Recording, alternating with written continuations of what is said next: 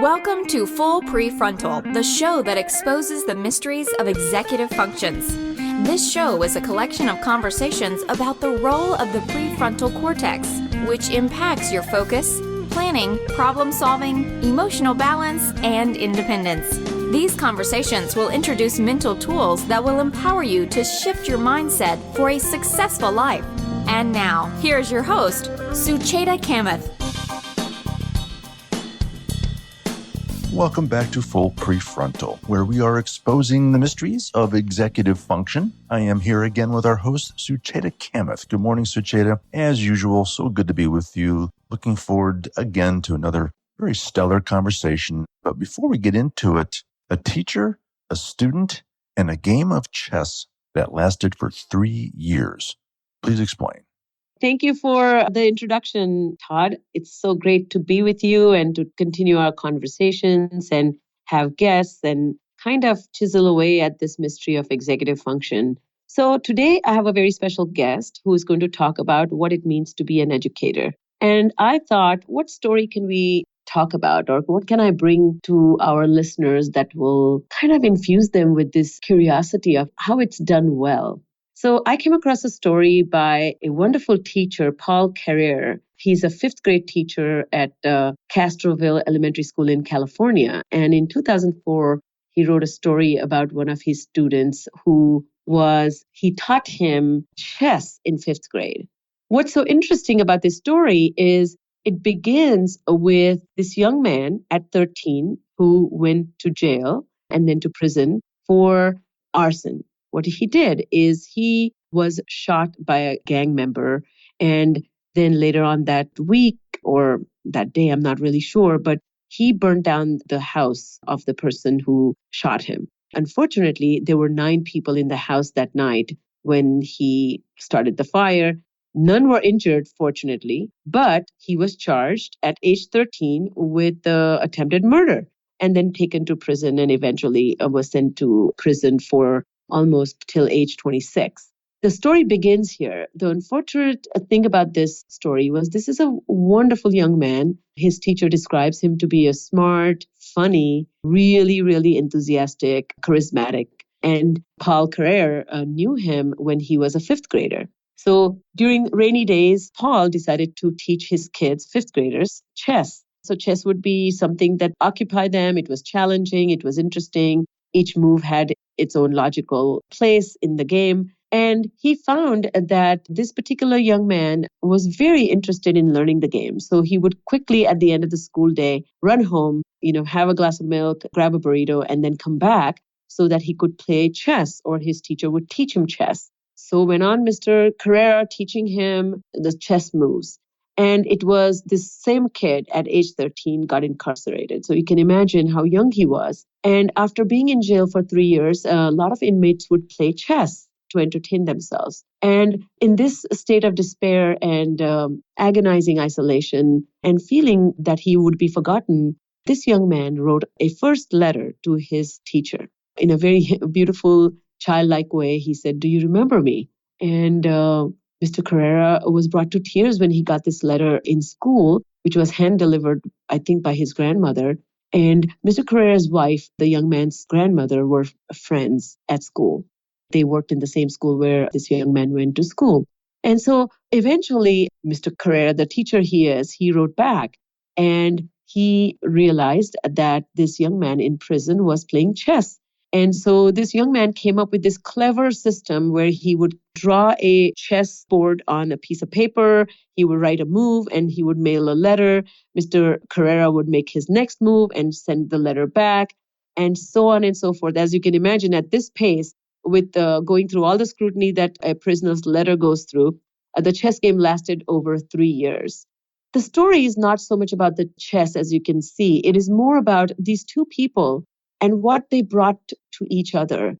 This young man did not fail at learning. He did not lack desire to better himself. He just had circumstances that didn't favor him. And once he was in this place where he was so far away from being a lifelong learner, he was imprisoned. His teacher came to his rescue. And this teacher, who saw everything that a teacher sees in a young mind and nurtured it, even if it meant sending letters and sending a chess move. He did what it takes to keep that lifeline going and kept infusing hope in this child's life. And that's what inspired me to make this connection to the story that we're going to talk about today. As I bring you my guest, this is what she preaches. This is what she's all about. Today we have Kathy Perez. She's an international consultant and a teacher, administrator, and author. We talked about her last week. She is quite well known for talking about being that teacher who is all about not just teaching, but bringing a joy of learning to the students. She is known for her innovation and interactive workshops. She presents and creates this material for teachers and activities that teach them to become Mr. Carrera, in other words. Dr. Kathy has worked extensively with teachers and administrators and parents throughout the United States, Canada, Europe, Qatar, Brazil, Colombia, Caribbean. Her message is the same, which is look beyond the child's challenges, look at the whole person. And I can't wait to have this second interview with her. So, Todd, I bet the story of Mr. Carrera reminds you of a teacher you have had and takes me back to my kindergarten teacher who was full of life and full of zeal for learning. And she kind of infused this joy of learning in me. And I can't wait to see what Kathy has to say about all that. Sucheta, I'm always touched when I hear about a story with this deep emotional bond between a teacher and a student. And it's funny you asked because I just recently got to spend some time with a teacher of mine who I hadn't seen in 37 years. I was a high school teacher, an important gentleman in my life. I just was able to, all these years later, spend time with him. And it was like no time had passed. It was a really great connection. So yes, there is nothing more valuable, I don't think, than that bond between teacher and student. And boy, you and I both really enjoyed last week's conversation with Dr. Perez. And I have no doubt that your conversation with her today will be just as impactful. So let's get right to it. So here is Sucheta's second conversation with Dr. Kathy Perez. Welcome back, Kathy. It's such a delight to have you. Last time we talked about learners and learning and social emotional development in children. Today, I was hoping that we will focus on the educators themselves and their ability to educate children, their personal barriers, and how can they change so they are most effective with not just one student, but all kinds of students, particularly those who generate least amount of empathy. So my first question is, what are some of the golden rules of educating children that you have learned as a teacher, parent, educator yourself, and you are even educator of educators? So, and particularly those rules that you learned at the very beginning of your career that still hold true. If we were to look at some 10 commandments for teachers, perhaps first and foremost, you need to praise well and praise often. And with that, I mean specific praise, not just saying good job, because that just rolls right off the child. You've got to be specific exactly what they do that recognize them as doing something well. And I think that teachers need to be seen as a facilitator, a guide. They need to model what they want to see done in the classroom. They've got to be a challenger, an observer, and also they need to be a learner. They need to be proactive and not reactive. They've got to create a classroom that is student-centered as well as meaning-centered, a classroom that is open to discovery, that respects and encourages student voice. Again, we're getting back to student voice and student choice as critical elements in the classroom. Not just giving lip service to student voice, but really a teacher who listens to what the students have to say, that provides structured choice in the classroom. So it's not just a free-for-all. Again, getting back to the importance of procedures and routines, but structured choice so that they can read or write or have different kinds of products for their assignments. And you want to build and model an atmosphere of trust and honesty and, most important, respect, so that students know the difference between what is expected of them and, again, getting back to those norms and conditions we need to work together, that is pervasive in your learning community as a classroom. You want the classroom and to maintain a sense of belonging and to foster fairness and equity of voice, as well as equity of participation, so that teachers are able to draw out the reluctant learners, that the teachers are able to also provide equity of voice so that the broken records or the know-it-alls aren't always on stage, taking away from sort of more of the reticent students. And in so doing, especially with as far as executive function goes, is to teach skills of self-management and inclusion in decision-making in the classroom. And of course, kindness, encouragement, that's got to be pervasive in the tapestry that weaves the classroom together. And how does a teacher do that? Through their passion, their energy, and their enthusiasm. If a teacher doesn't do what they love and love what they do, the kids are going to pick up on it right away. And you've just got to manifest your superpower and your passion. If we can go back to a few things that I would love for you to elaborate a little bit more. As you were describing these 10 ideas, I think what was so striking about them is these are good principles, golden rules to raise children with. I mean, not just teach them. This is a good way to be with other human beings. I mean, if we are like this with everyone, we can bring out the best in everyone. So it's so powerful. Exactly. And that's why it's also very important for educators to involve parents and to have parents have a voice in the classroom as well, and to really see parents as collaborators. And I've always involved parents throughout my career, and I think that's critical. The students have sort of a cohesive experience. So a few questions about that. So praise well and praise often and be very specific. And you do warn people, or rather, shouldn't we warn teachers to not praise smarts, but praise effort? And what would you praise in a student who's always tardy or is slow to get started or dilly-dallies or doesn't focus, needs lots of repetition of instructions, interruptive, finds it difficult to care? What aspects would you praise and how would you go about it? Got to catch them being good. In other words, you've got to find out something they are doing right. Or perhaps you could say, hey, you've got 10 correct. Maybe there were 20 problems on the page, but you could say, wow, you got 10 correct. That's 2 more than yesterday. Keep it up. You've got to dig a little deeper and find that glimmer of brilliance that they're manifesting, even though it may be quite covert. You've got to find something that they're doing well and be specific in your praise so that it is genuine and it is credible and it provides them a growth opportunity. But they also realize that you are recognizing what they do well and they are on the path of becoming even greater. Another thing that you said, which is, I think, very, very important, is build a classroom based on meaning. Can you elaborate that a little bit more on that? I think that is something, finding purpose in learning, but purpose in the process or the content that is presented. Sometimes that's lost on many students who find that it's teacher's agenda and not mine. You know, how do I learn Spanish when I don't care about Spanish? Or how do I practice math when I hate math? What do you mean by meaning? I think you've got to make sure that the content is relevant and relatable, and whatever means that might take, it may mean getting beyond the textbook.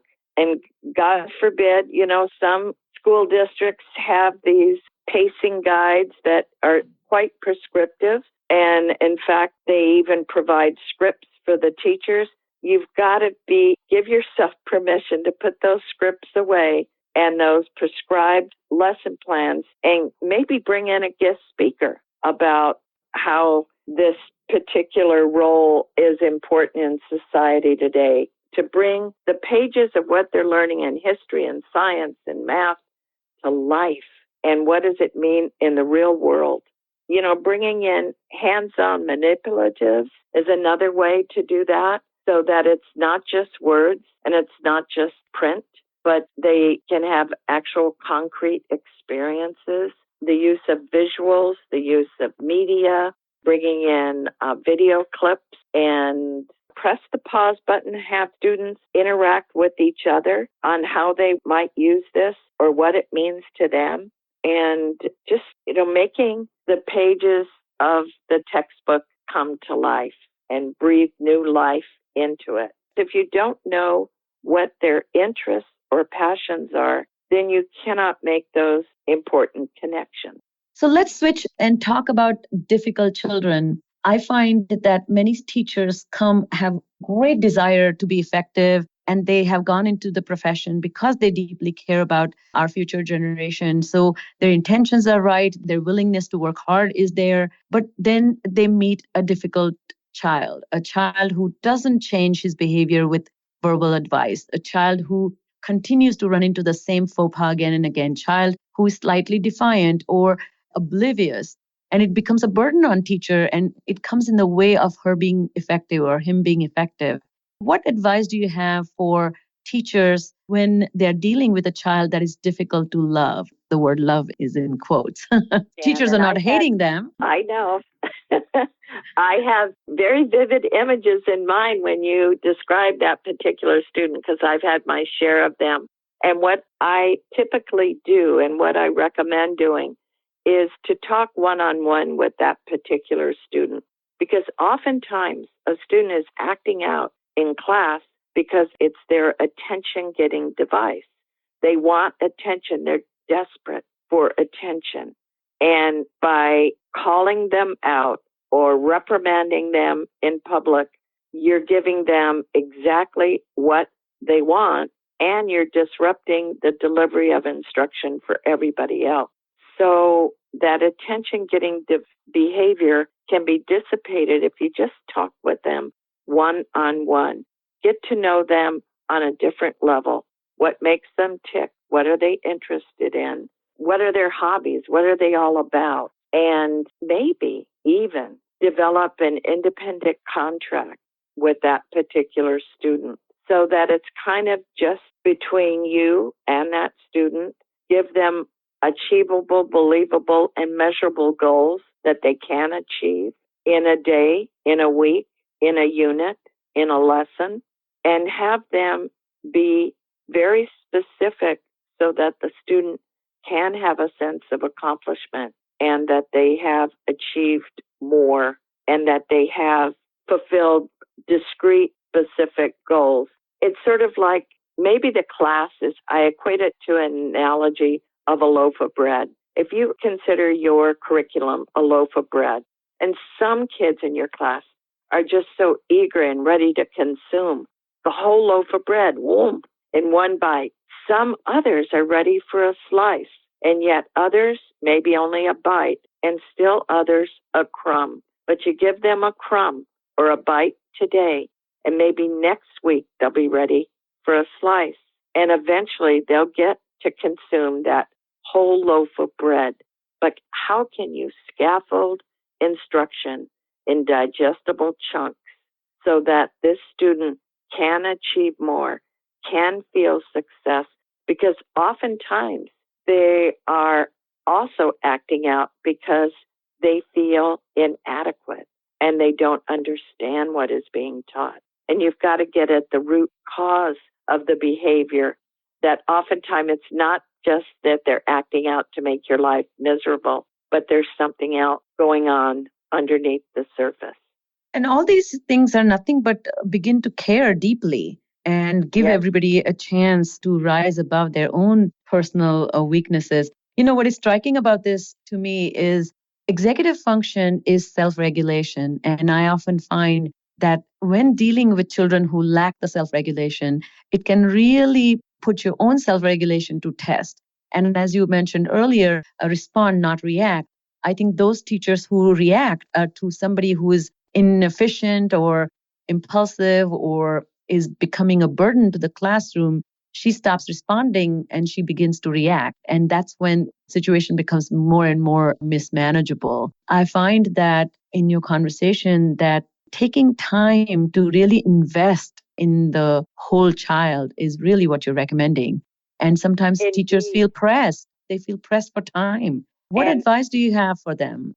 prior to the workshop on social emotional learning that I did at the conference, I did a pre-con session on mindfulness. And I think that mindfulness, social emotional learning, executive functioning skills are all very interrelated. However, when you integrate mindfulness in a classroom, you've got to be very immersed in mindfulness yourself. In other words, you cannot teach what you do not emulate in your own practice. So first and foremost, I recommend for teachers to be able to press the pause button in their own lives, to take some time out for themselves, to reflect, to clear their mind, to consciously press the pause button, meditate, do some conscious breathing, and then dig into their lesson plans, or then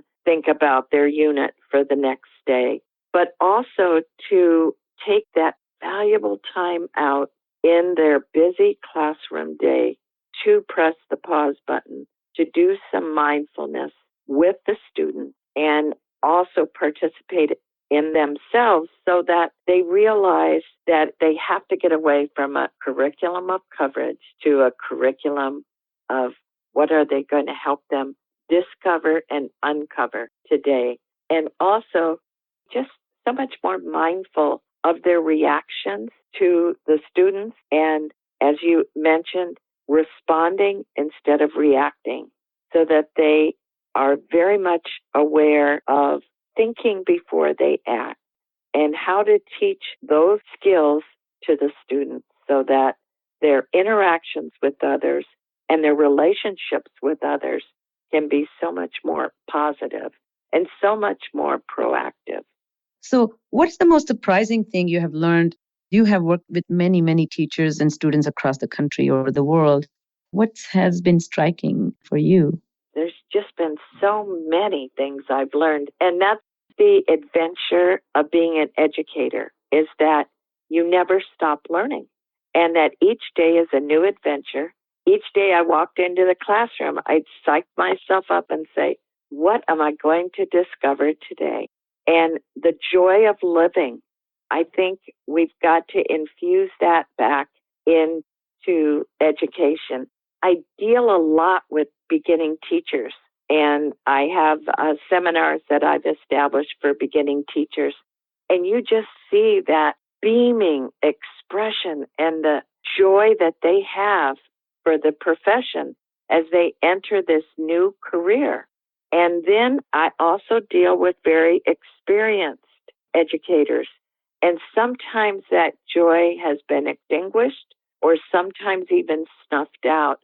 And it's how to reignite that passion for the profession. That's my quest. And that's why I bring my magic wand wherever I go, because the real magic in the classroom, it's not in the textbook. It's not in the new math program or the science kit. The real magic in the classroom is the passion they have for the greatest profession on earth. My quest is to reignite that brilliance again and that joy. Wonderful. And now, as we come to an end, what are a few takeaways you would like teachers to walk away today from this podcast? Well, there's just so much. I think getting back to where we started, being an educator is about teaching the whole child the whole day and involving the whole school. And by that, I mean the whole community, also involving the parents. I think we've got to keep in mind student voice and student choice in the classroom. We've got to start each day by having the students feel that they are indeed lovable and capable, and instilling in them that can-do spirit so that they leave, and also having bookends to their day, starting their day with a positive opening, and also being very conscious that you have time to reflect and to connect their learning at the end of the day, or for secondary teachers at the end of the class period. Not being afraid to press that pause button so that they become mindful of where they are in their learning and in their lives. And I think that's the best thing that teachers can do to educate the whole child. Well, Kathy, if we have a teacher like you, I think there will be literally no child left behind. I cannot thank you for being on this podcast and really lighting up our world and being part of this wonderful force that we call education. So thank you so much. Thank you for this opportunity. It's been entirely my privilege and honor to chat with you today. All right. Well, Sucheta, as I suspected, your second conversation with Dr. Kathy Perez was, in fact, stunning. A lot of great knowledge there. Any initial thoughts? Oh, yes. Todd, for starters, Kathy reiterated some of the basics in education or educating children that are considered best practices in teaching, I feel. So what are they? One is to address the need of the whole child. Second is to create a community for learners who feel safe to fail. Third, I thought, is another great little message of best practices is infuse the child with the spirit that says you can do it and you're lovable. I love that, Dr. Perez's whole attitude towards a child's capacity is with so much gentle, caring, loving kindness. That's what I feel is the calling for every teacher. The next one is that bring lesson to life with tools and gadgets. Don't be a square. You don't need to be a performer, but in a way you need to be a performer. Make learning fun and relevant, useful and applicable.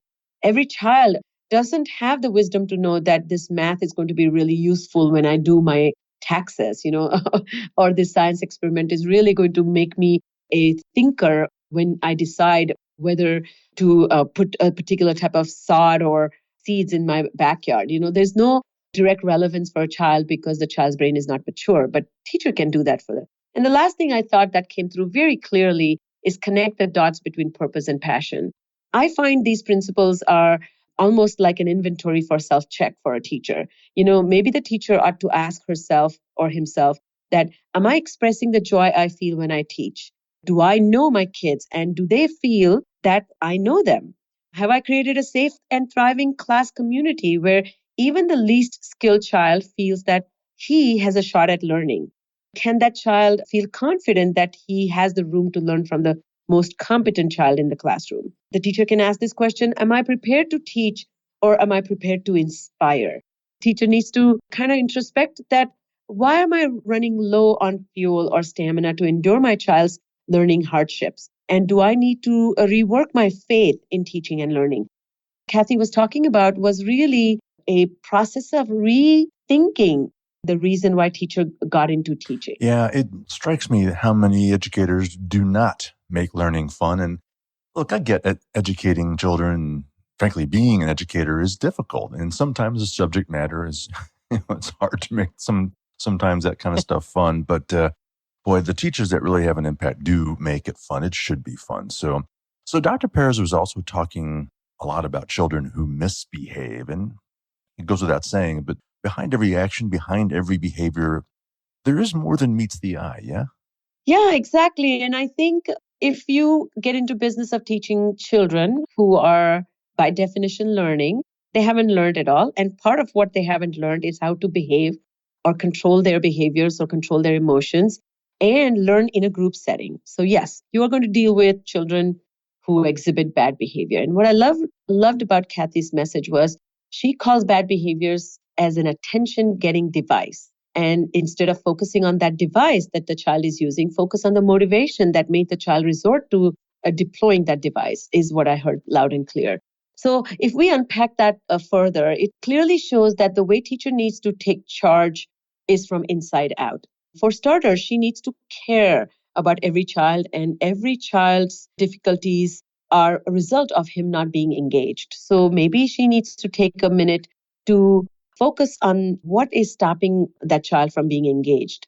or what is making that child vulnerable in the classroom? To me, it is that most aggressive one that is the most vulnerable one. He's only choosing a wrong flag to wave at the teacher. Instead of waving a peace flag, he's waving a war flag instead. So start with the assumption that every child is not harboring an intention to disrupt the child or to demonstrate disrespect towards the teacher. Teacher can introspect and say, what stops me from assuming that the child is not doing that intentionally? And more often, the teacher may even discover that, I am becoming very sensitive and I'm becoming very tied to this notion of respect. And I feel I'm being disrespected. Maybe it's not me who doesn't deserve the respect or does deserve the respect, but is being disrespected. Rather, the child doesn't know how to show the respect itself. As she said, get to know the child. And this is what is time consuming, in my opinion. We don't carry out stories on a banner or a poster, but those stories are neatly folded notes buried deep into our wallets. And the teacher needs to be aware of that tiny little note that may be buried in deep in the wallet. And she needs to take the time to get that child to remove that tiny piece of paper that's his story. Like we heard the story in the beginning of this podcast, I talked about Paul Carrera actually knew the backstory of this young man who went to prison and what must have gone into. He's written a couple of essays and they're beautiful and moving essays. I'll attach them in the resources on my website. But he talks about this child coming from a very difficult household. And for him to express his anger and starting fire in the guy who shot him is a legit response he thought he had. So imagine if this child came to the classroom and he was not misbehaving. There probably were a lot of reasons why he wouldn't misbehave. And so finally, I think the way I took Kathy's message here is that you have to ask if it is possible that the child is feeling inadequate and of the demands and expectations that the teacher is putting on the child. And is there a way that the teacher can scaffold the support the child needs during those difficult times? Well, it was interesting. When I was listening to you converse with Kathy, I had this idea. It feels like educating a child is like tilling the soil, like a gardener does. What do you think about that? Yes, that's a beautiful analogy, Todd. I believe that. And, if we keep that analogy, what are we doing when we till the soil? We see this land, we see the potential. Tilling is preparing it so that it can take the seed, let the rain, water interact with the seed and do its magic. We can't really see what happens to that seed until we see the plant grow. But the tilling, we have the faith that the tilling is the necessary ingredient in letting the magic happen. Similarly, I think the teachers need to, as Kathy was very clear and passionate, and I can see her do this. And I'm so glad actually she's the teacher of the teachers. So she talks about investing time in each child. To invest your time, you need to invest your attention. You got to bring your attention into focus and ward off the chatter that you have going in your own head, which can be counterproductive. And this is a lot of internal work, which is nothing but the mindfulness, process. That means the teacher themselves have an urgent need to master their own executive function, including impulse control, capacity for self-reflection, flexibly shifting attention from details to the larger picture. And all these cognitive processes then combined with emotional mastery, where you kind of control the impulse to react with the emotions that you feel, or slowing down, or taking the time to deep breathing. So those are the things that go into investing into the child, which comes back to investing into yourself. What does the teacher has to do to work on preparing himself so he can handle the burden of teaching and work with these youngsters, which is nothing but investment of time, investment of energy, and investment of that soul of yours. So in short, don't just look at teaching as getting the job of teaching done, but you have to constantly remind yourself, what was I dreaming when I thought I'll be a teacher? So staying connected with your dream of being a teacher, which is a kind of a self-work. So imagine every day when you come to the classroom, it is your yoga mat where you do the meditation. Well, you should feel joy when you teach. So Sujata, any final thoughts about this idea of the joy of teaching? Yes, and you said it, it's that what we heard Kathy say. In its essence, it's taking the joyride and infusing the joy along the way. This is my favorite takeaway from Kathy's conversation with Kathy. She said, teaching is an adventure. Infuse the joy of living into teaching. What a beautiful message. I simply love that mantra because being an educator is not a simple task. You're responsible not only for shaping minds and creating next generation of citizens, but you're also setting them on a path of self-love and love of life. So having that one teacher with great zeal, enthusiasm, and love for what he or she does can truly uplift the student to do more than his fair share of doing the work, so to speak. But in fact, along the way, he's picking up this joy of learning from the teacher.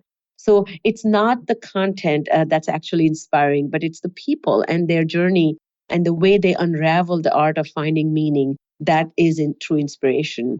Our message to each and every one of us, whether you are in the profession of teaching, but we are responsible for teaching things to people, teaching things to children. So what should we take away from here is be that true inspiration and exude inspiration in every act. My final thought about this is that this talk made me think that what does it mean to do your job well? To do the job well, you need knowledge, passion, influence, and deep commitment. To become an extraordinary person who wants more for himself or herself needs to be taught by a person who has shown how to be that extraordinary person. So in fact, the teacher is truly called to become an inspirational coach. And what I want to really kind of think about as a community, that we don't need lots of fancy gadgets, lesson plans, and tools and money, but that true inspiration comes by overcoming internal hurdles that a self faces, is to elevate oneself. And so let your inner joy be reflected in your teaching and reflected on the faces of those who are learning from you. Wow, Sucheta, what a powerful close. The lesson for me is that teaching and learning should be fun, joyful, and an adventure. Great stuff. All right, that's all the time we have for today. On behalf of our host, Sucheta Kamath, and all of us at Cerebral Matters, thank you for tuning in and listening. And we look forward to seeing you again right here next week on Full Prefrontal. Thank you for listening to Full Prefrontal, exposing the mysteries of executive functions. To contact our host, Sucheta Kamath, and learn more about her work on improving executive functions, visit her website at cerebralmatters.com. That's cerebralmatters.com. Tune in next week for the next informative episode of Full Prefrontal.